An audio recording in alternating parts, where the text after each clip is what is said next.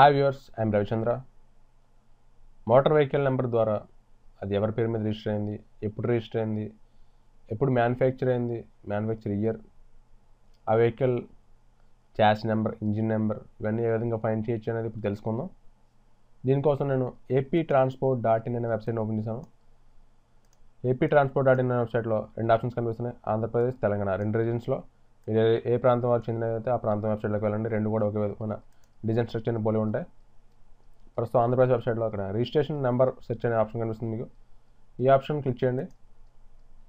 మీ vehicle number యొక్క registration number ఇక్కడ select search elements అనే ఆప్షన్ కనిపిస్తుంది. దీనిలో రిజిస్ట్రేషన్ నెంబర్తో వెతకవచ్చు, లేదా మీకు ఇంజిన్ నెంబర్ దొరికిన ఇంజిన్ నెంబర్తో వెతకవచ్చు, చాస్ నెంబర్తో వెతకవచ్చు, లేదంటే టెంపరీ రిజిస్ట్రేషన్ నెంబర్ టీఆర్ నెంబర్తో వెతకవచ్చు. అది ఎవరి పేరు మీద రిజిస్టర్ అయింది అనే దానికి. ఎగ్జాంపుల్ నేను ఒక వెహికల్ నెంబర్తో ఎంటర్ చేసి సెర్చ్ చేశాను.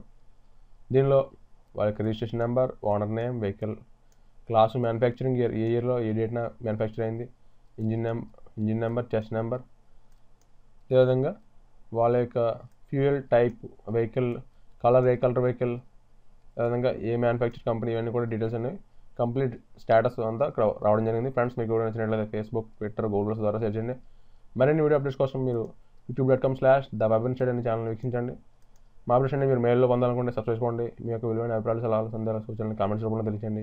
మీకు ఈ వీడియో నచ్చినట్లయితే లైక్ బటన్ ప్రెస్ చేయండి. Thanks for watching. బాయ్.